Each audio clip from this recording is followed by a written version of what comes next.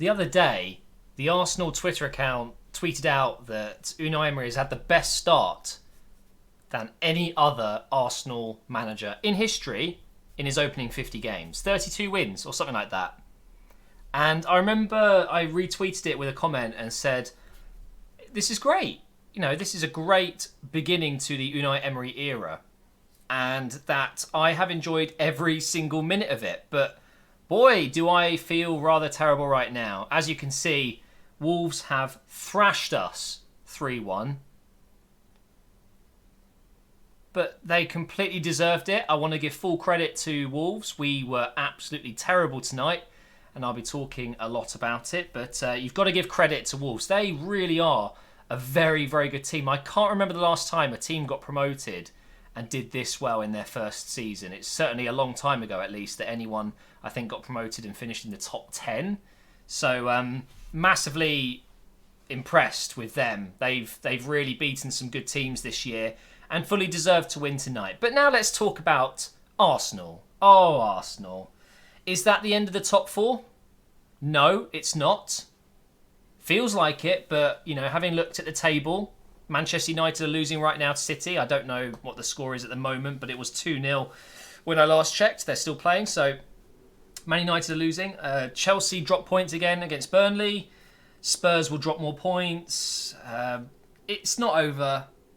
It really isn't. If we win every game from now, I'm pretty sure we will finish in the top four. But we have to win every game, and I just don't see it. I got my prediction massively way off the one that I made a couple of weeks back. We had the easiest run-in, yet we've failed to beat Everton, Crystal Palace, now Wolves. We barely beat Watford. They probably should have won that game, even though they were down to 10 men. It really, really hasn't been good enough. So, first thing I want to talk about regarding our performance is, tactically, were we set up correctly? Were we playing with the right lineup? Had Emery got it wrong? I don't think today is necessarily Emery's fault, but I have picked up on something that's winding me up. As we all know, it seems like we have two preferred formations. One is 3 at the back and one is 4 at the back. We seem to start a game with one of them, and then we always switch to the other. Now, I totally get that game plans are out of the window if you suddenly concede 2 goals. Or we conceded 3 in 19 minutes in the first half. We lost the game before it was even half time. So I get that plans change. But what bothers me is, what is the manager's job? Okay, what is he paid millions to do? Tactics is pretty much top priority. They need to set the team up to win games, to be successful. They need to manage the team. That's what a coach, a manager does, right? So surely, in the days leading up to the game, and fair play, there's not always that much time before a match, especially this time of year. You've sometimes got 2 or 3 days in between games, but it's a plan of action that you need to think of before the game starts, and you need to go with what you think is the best tactic, the best setup. But clearly, we're getting it wrong a lot at the moment and switching to a plan B, a plan C. It's something that winds me up because I still don't know, one, what we're going to start with. Not that it matters. Why does it matter that I know? But it's nice to see that we're consistently picking a lineup that works against the other team that we're playing, right? So why are we not starting with a system that is just going to work? Why are we always having to change it? We're always making subs at half time. We are always changing the structure of the team. We are always changing the lineup so much throughout the game. Is it really a bad thing? Well, at the moment, yes, it is harming the team. We are losing games. I don't think it's the change that we make in the game that loses us the game. It's the fact that we don't start correctly and we are losing games before we even get into them. We were 3-0 down. 3-0 down at half time. It's just not... It's not realistic to think that we can change the tactics and then win 4-3. It's very, very unlikely. So there's something to be said there.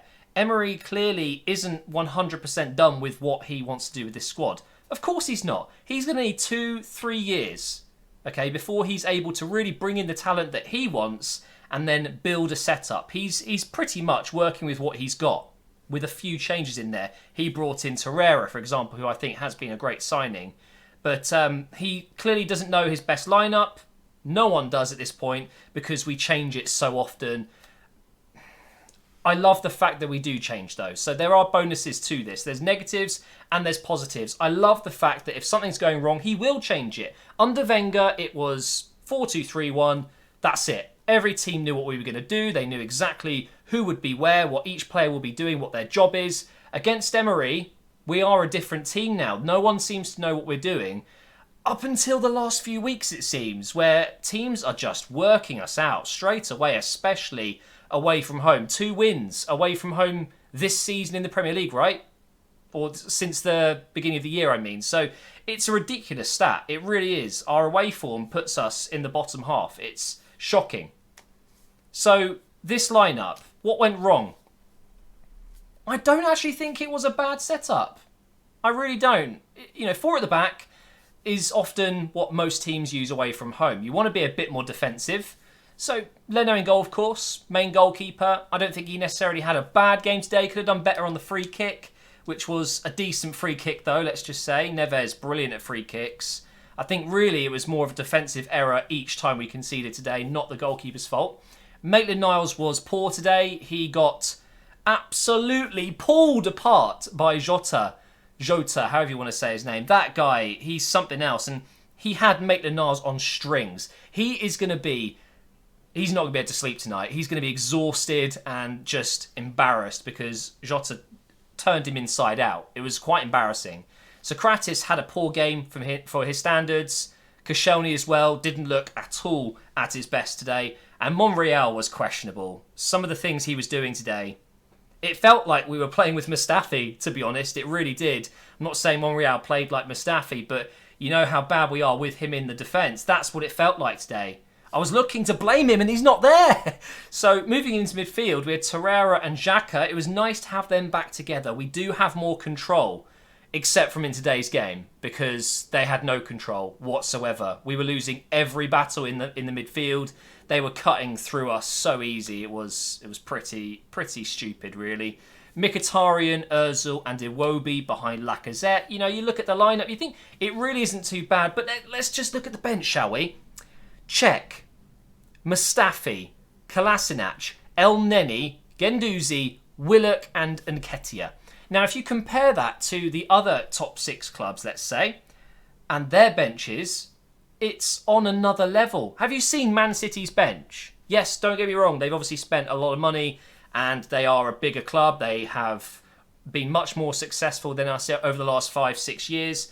They're bound to have a better squad overall. The kind of money they've been spending is ridiculous, but levels. I use this term a lot. There are huge levels between Arsenal and a Man City. You just look at the squad itself. It's unbelievably weak compared to Man City's. Our bench was just shocking today. What are our options? What is the plan B?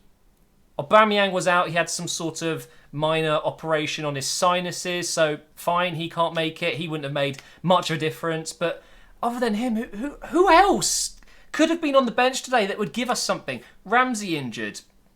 It is what it is. I don't think Ramsey would have really offered much today. I think most of our downfall was defensively, and it's just yet more proof, more evidence that we need to invest in our defence. Not just invest, overhaul it.